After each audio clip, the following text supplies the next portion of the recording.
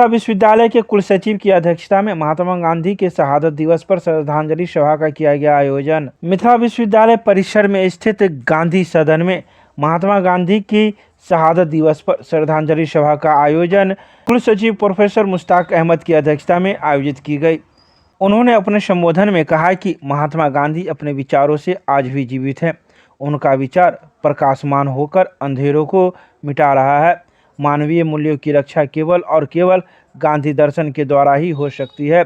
आज तक दुनिया में गांधी के विचार में परिवर्तन नहीं हुए हैं, भले ही उसे मानने वाले बदलते रहे हैं। जिन लोगों ने भी गांधी के विचारों को आत्मसात किया था, वे जीवन के अंतिम सांसों तक उनके साथ रहे हैं। गांधी जी के विचार आज भी पूरे विश्व को गहराई से प्रभावित कर रही है। इस अवसर पर विश्वविद्यालय हिंदी विभाग के अध्यक्ष प्रोफेसर राजेंद्र शाह ने कहा कि मानवीय मूल्यों को गांधी जी ने आत्मसात किया था।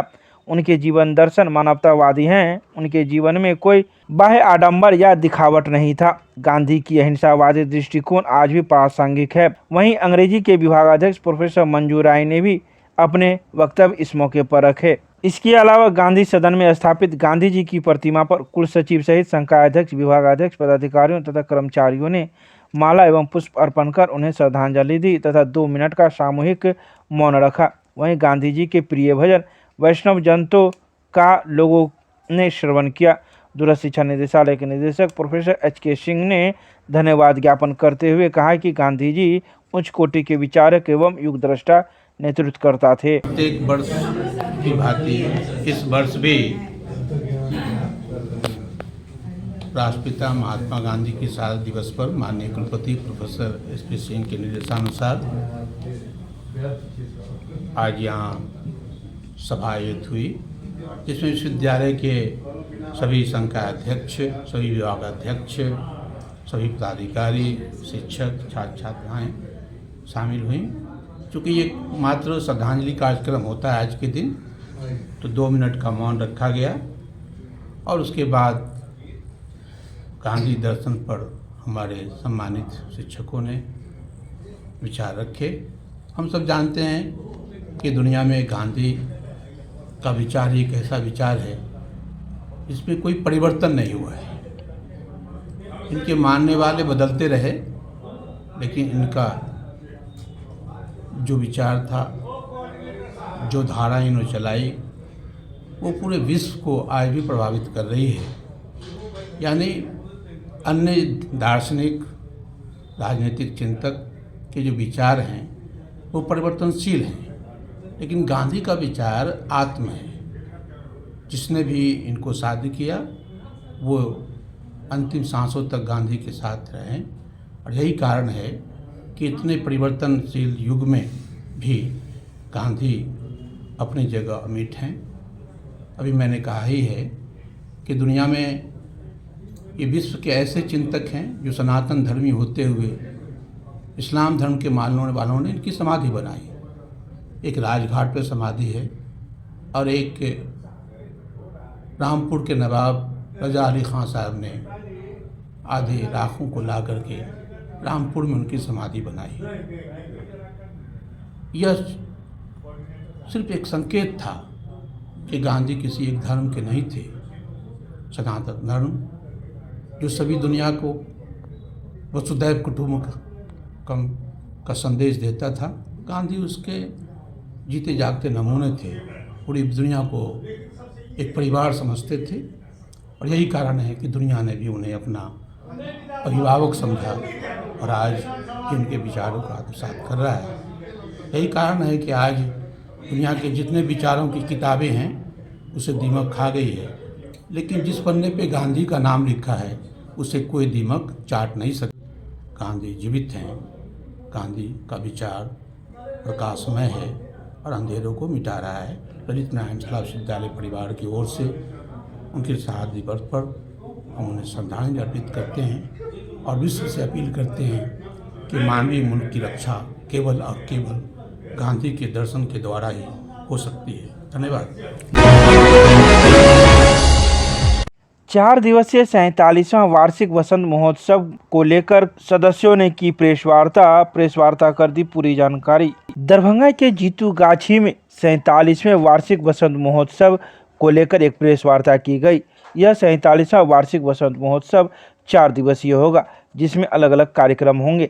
वहीं 30 जनवरी को भजन कीर्तन के साथ कार्यक्रम प्रारंभ हो गया। इसके अलावा 31 जनवरी को निशान शोभा यात्रा प्रातः 7 बजे से हजारों श्याम प्रेमियों के साथ मंदिर परिसर से निकाली जाएगी, जो श्याम मंदिर जीतूगाछी से आरंभ होकर Gulowara, Mashraf Bazar, Marwari school, town hall, Mirzapur Chowk, Aayakar Chowk, Hasan चौक, गांधी चौक, बड़ा बाजार, टावर चौक, शिवाजी नगर होते हुए पुनः मंदिर परिसर को वापस होगी। तो वहीं 1 फरवरी बुधवार को सुबह 8 बजे से केशव बरोलिया एवं अन्य द्वारा संगीत में सामूहिक श्याम अखंड ज्योति पाठ का आयोजन किया जाएगा। उसी दिन 7 बजे से बाबा श्याम का आवाहन ज्योति जगाकर करने के साथ भजनों की अविरल धारा का शुभारंभ किया जाएगा। इस कार्यक्रम में कई भजन गायक बाहर से आ रहे हैं, जिसमें संजय पारिक जयपुर से, भावना रविश पंडित दिल्ली से, अरविंद सहल कोलकाता से, विवेक शर्मा कोलकाता से आ रहे हैं। वहीं 2 फरवरी 2023 की मध्यरात्रि को पूर्णाहुति के साथ इस 4 दिवसीय बसंत महोत्सव का समापन किया जाएगा। 3 बजे से श्याम बाबा की जीवनी के लिए राम शर्मा हमारे जोधपुर से आ रहे हैं। उनका आधा घंटा का पूरा प्रोग्राम है, उसको देखने और कवरेज करने आप लोग जरूर आएँ, जिससे लोगों को भी इनके बारे में जानकारी हो सके। जय श्री श्याम। बरबरी हमारे श्याम बाबा को वरदान दिया था कि कलयुग में तुम मेरे नाम से पूजे जाओगे। हमारे गुरुदेव ने हमको बताया कि बाबा श्याम को लोग कलयुग में कैसे पूजेंगे। हम बोले आप ही बताइए कैसे पूजेंगे। तो तुम कुछ मत करो, सिर्फ श्याम प्रेमियों की जनसंख्या बढ़ाओ, डेली प्रयास करो 1-2 श्याम प्रेमी बना दो। वही प्रयास हम करते हैं और बाबा के प्रेमियों को बढ़ाते हैं, और बाबा का गुणगान जितना अधिक से अधिक हो, बाबा उसी से खुश होते हैं। दरभंगा में हम यह उत्सव इस बार भी 47वें बसंत महोत्सव के रूप में कर रहे हैं। यह कार्यक्रम 4 दिवसीय है और आज के दिन 30 तारीख से लेकर के यह कार्यक्रम 2 तारीख तक चलेगा। आज हम लोग अभी सबसे पहले आज अष्टयाम का हम लोगों ने संकल्प दिया है। यह 25 घंटे का अष्टयाम चलेगा। शाम के समय में, जैसा कि आप लोग सभी लोग देख भी रहे हैं कि शाम के समय में ध्वजा पूजन होगा। 1550 ध्वजाएँ इस बार लोगों ने संकल्पित की है और ये ध्वजाओं की पूजा होगी। शाम में सामूहिक रूप से संकल्प होगा और कल सुबह 7 बजे यह ध्वजा शोभा यात्रा पूरे शहर में भ्रमण के लिए निकलेगी। मैं इस बात की चर्चा करना आवश्यक समझता हूँ कि यह जो परिसर है यह जसराजपुरिया परिवार के द्वारा निर्मित है। ये प्रबंधक हैं और इन्होंने हमेशा इस परिसर को विकसित करने का प्रयास किया। इस बार भी ये नव रूप में और विस्तारित रूप में हम लोग के सामने में मौजूद है। यह श्याम प्रेमियों के लिए समर्पित है। हम इसलिए उन श्याम मंदिर प्रबंधन कमेटी का हम धन्यवाद भी देते हैं। धार्मिक आयोजन के दौरान हमारा भव्य श्रृंगार, मनमोहक श्रृंगार और साक्षात ईश्वरीय प्रस्तुति के लिए हमारे कलकत्ता से कलाकार आए हैं। आपने थोड़ी श्रृंगार का थोड़ा स्वरूप देखा है और यह श्रृंगार नित्य प्रतिदिन बदला जाएगा। प्रतिदिन नए रूप में बाबा का श्रृंगार होगा और हम लोग अद्वितीय तरीके से श्रृंगार कराने के लिए संकल्पित हैं। इसके लिए सारे प्रयास और जतन किए जा रहे हैं। 31 तारीख को सुबह निशान यात्रा निकलेगी सुबह 7 बजे, जैसा मैंने बताया। यह यात्रा नगर भ्रमण कर करके वापस जीतूगाछी धाम में ही स्थान लेगी, मतलब यहाँ पर ही विराम लेगी। उसके बाद में शाम के समय में एक अद्भुत कार्यक्रम है वृंदावन से पधारे ललित दीक्षित एवं ग्रुप का, जिनका एक शाम राधे के नाम। यह कार्यक्रम दरभंगे में पहली बार हो रहा है, हम लोग के द्वारा भी आयोजित पहली बार हो रहा है। इसमें पूरी टीम हमारे साथ में रहेगी। उसके बाद में 1 तारीख को सुबह 8 बजे केशव बरोलिया, राहुल शर्मा और उनकी टीम के द्वारा श्याम अखंड ज्योति पाठ का कार्यक्रम होगा, जिसमें काफ़ी मात्रा में लोग भाग लेते हैं। हम इसमें महिलाओं की संख्या भी भरपूर मात्रा में संख्या रहती है, उनकी भी सेवा मिलती रहती है। और 1 तारीख को हमारा शाम के समय में जो एकादशी का दिन पड़ता है, उस दिन प्रमुख रूप से हमारा बाबा श्याम का आह्वान किया जाएगा। पंचायती राज व्यवस्था को सशक्त बनाने हेतु पोलो मैदान में किया गया बैठक, लिए गए कई अहम निर्णय। सोमवार को महात्मा गांधी के शहादत दिवस के अवसर पर दरभंगा जिला के दर्जनों प्रखंडों के मुखियाओं ने पंचायती राज व्यवस्था को सशक्त बनाने हेतु पोलो मैदान में एक बैठक की, जिसमें सर्वसम्मति से राजीव कुमार चौधरी को दरभंगा जिला मुखिया महासंघ अध्यक्ष चुना गया। वहीं 15 सदस्यीय जिला कमेटी का भी गठन किया गया, जिसमें चंदन कुमार झा, पप्पू चौधरी, चंद्रावती देवी, सुशील मिश्र, कृष्ण कुमार प्रभाकर, राजकुमार चौधरी, श्याम नंदन यादव, मनोज सिंह, इंदू देवी, विप्लव चौधरी, जहां आरा परवीन और अब्दुल सलीम को चुना गया। वहीं 3 सदस्य संरक्षक मंडल का गठन किया गया, जिसमें पूर्व मुखिया नारायण जी झा, अंजनी कुमार झा, अहमद अली तमन्ने को चुना गया। तो वहीं सर्वसम्मति से यह भी निर्णय हुआ कि 25 मार्च को जिला सम्मेलन मुखिया महासंघ का आयोजन किया जाएगा, जिसमें जिला के सभी पदाधिकारी का चयन किया जाएगा। बैठक तो सफल रहेगी। ये दरभंगा जिला आज तक का जो इतिहास है 2001 से, ये बिहार के अन्य जिलों के लिए नाजीर बनेगा, चूँकि अभी जो स्थित है मुखिया का जो बद से बदतर स्थित है, इसीलिए मुखिया संघ का गठन होना अति आवश्यक है। इसी परिप्रेक्ष्य में इस टीम का गठन किया गया है। आज हम लोग दरभंगा जिला में 18 प्रखंड है, उसमें सभी मुखिया जी का जिला संगठन बनाए हैं। तो कार्यकारिणी अध्यक्ष बने हमारे मुखिया जी राजीव चौधरी जी। उसमें 15 सदस्य कमेटी बना है। उसमें 25 मार्च को हम लोग को जिला सम्मेलन मीटिंग होंगे। सभी मुखिया जी मंत्रियों को हम लोग एकजुट बनाएंगे। जहां जो पंचायत में कठिनाई होती है, जैसे विकास मद में हम लोग को योजना करने में, उसी पर हम लोग चर्चा करेंगे विशेष रूप से। धन्यवाद। अपना पूरा नाम बताएं। चंद्रावती देवी, बहादुरपुर प्रखंड, बाजितपुर पंचायत मुखिया। बहुत लंबित था और बहुत प्रोग्राम बनाने के बाद आज जिला मुखिया संघ का गठन विधिवत किया गया है और इसका विस्तार फिर जिला सम्मेलन करके हम लोग 25 मार्च को जिला मुखिया संघ का सम्मेलन करेंगे और उस सम्मेलन में पूरे टीम का विस्तृत गठन करेंगे और पूरे जिला का जो पंचायती राज चलाने में जो प्रॉब्लम आ रहा है उसकी समीक्षा करेंगे और फिर से मुखिया संघ को मजबूत करके और जिला प्रशासन से लेके राज्य सरकार तक जो मुखियाओं को प्रताड़ित किया जा रहा है, मुखियाओं के साथ नाइंसाफ़ी हो रहा है, उसके खिलाफ सभी प्रतिनिधियों को गोलबंद करके और विस्तृत रूपरेखा तैयार कर आंदोलन की रणनीति बनाई जाएगी या सरकार से वार्ता कर उसका निदान का उपाय किया जाएगा। इसी तरीक़ा से हमारे ज़िला में आपको मालूम ही है जो आज के तारीख में एक भी पंचायत कार्यालय सुचारू रूप से नहीं चल रहा है। योजनाओं में सिर्फ मुखिया को ठेकेदार के नाम माने कह के सो गाली दिया जा रहा है और ठेकेदारों के साथ जिस तरह का व्यवहार पदाधिकारियों का होता है उस तरह से मुखिया के साथ व्यवहार कर रहे हैं, जिसके खिलाफ जिलाधिकारी से मिलकर समस्या के निदान के लिए पहल किया जाएगा। अगर ज़रूरत हुआ तो आगे फिर हम रणनीति बना के उस पर कार्रवाई करेंगे।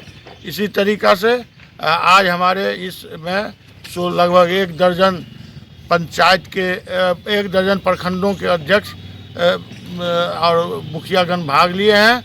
आगे हम लोग विस्तृत 329 मुखिया को पूरे जिला से बुला के और विस्तृत सम्मेलन करने का भी निर्णय लिया गया है। आज 15 सदस्यीय कमेटी बनाया गया है और अध्यक्ष के रूप में हमको नियुक्त किया गया है और जिला सम्मेलन कराने के लिए और फिर हम लोग जिला सम्मेलन और सभी प्रखंडों में घूम के सभी मुखिया को संगठित करने का काम करेंगे। दरभंगा के सांसद ने हस्तशिल्पी प्रदर्शनी का किया दीप प्रज्वलन कर शुभारंभ। सोमवार को हसन चौक के पास स्थित लक्ष्मेश्वर सार्वजनिक पब्लिक लाइब्रेरी में सांसद गोपाल जी ठाकुर ने हस्तशिल्प प्रदर्शनी सह बिक्री का उद्घाटन फीता काटकर किया। मौके पर कई गणमान्य लोग मौजूद थे। भारत सरकार के वस्त्र मंत्रालय के हस्तशिल्प विभाग के सौजन्य से और स्वराज फाउंडेशन द्वारा लक्ष्मेश्वर पब्लिक लाइब्रेरी परिसर में आयोजित हस्तशिल्प प्रदर्शनी सह बिक्री मेले का उद्घाटन के संबोधन में सांसद ने कहा कि प्रधानमंत्री नरेंद्र मोदी द्वारा कलाकारों एवं हस्तशिल्पियों के रोजगार सृजन तथा आय को बढ़ाए जाने के उद्देश्य से 10 दिवसीय प्रदर्शनी को प्रासंगिक बताया। साथ ही सांसद ने हजारीबाग के स्वराज फाउंडेशन द्वारा सुसज्जित मेले को स्वरूप देने के लिए हार्दिक बधाई एवं शुभकामनाएं दी। तो वहीं स्वराज फाउंडेशन के सचिव ने कई जानकारी देते हुए कहा कि यहां करीब 50 दुकानें लगाई गई है जो झारखंड, बंगाल, उत्तर प्रदेश आदि जगहों से आए हस्तशिल्पी कलाकारों के द्वारा लगाया गया है, जो अपने हाथों से सामानों का निर्माण किए हैं। इनके द्वारा बनाई गई सामग्री काफी अद्भुत एवं लोकप्रिय है। साथ ही उन्होंने कई बातों की जानकारी दी। इस अवसर पर संस्था के द्वारा आए अतिथियों को पाग चादर के साथ सम्मानित किया गया। हम लोग स्वराज फाउंडेशन हजारीबाग से आए हैं और स्वराज फाउंडेशन को वस्त्र मंत्रालय के द्वारा खास करके जो हैंडीक्राफ्ट डिपार्टमेंट है उसके द्वारा 50 काउंटर लगाने के लिए जो क्राफ्ट मैन है जिनके पास आइडेंटिटी कार्ड है क्राफ्ट का, वो सब लोगों को यहाँ पर 50 काउंटर लगाने का मिला है। और ये सब जो अपना जो इनका जो हाथ से बनाते हैं सामान तो उसको खास करके बाज़ार बहुत नहीं मिलता, तो बाज़ार कैसे मिले इसके लिए भारत सरकार इनको प्रोत्साहित कर रही है। इसके लिए हर तरह से यहाँ पर आने जाने और इनको पर डे के हिसाब से प्रोत्साहन राशि वगैरह की व्यवस्था है, इस हिसाब से यहाँ लग रहा है। और ये दरभंगा में हम लोग लगता है कि पहली बार हम लोग इसको लगा रहे हैं। और ये हसन चौक के पास जो प्रधान डाकघर है उसके सामने जो लक्ष्मेश्वर लाइब्रेरी सार्वजनिक लाइब्रेरी है उसी लाइब्रेरी के मैदान में इसका आयोजन किया गया है। कितने दिनों तक होगा? ये 10 दिनों तक होगा। ये 30 तारीख आज गांधी की पुण्यतिथि पर शुरू हो रहा है और ये 8 फरवरी को समाप्त होगा। और इस बीच में ये कोशिश ये हो रहा है कि अगर यहाँ पर बाहर के जितने लोग हैं उनको ज़्यादा से ज़्यादा इसमें इन्वॉल्व किया जाए ताकि इसका प्रचार प्रसार हो सके, इनका बिक्री हो सके। और इसके लिए हम लोग मीडिया के लोगों से भी बात की है और लगातार हमारा प्रचार 10 दिन तक प्रचार गाड़ी भी घूमते रहेगा जो प्रचार करेगा।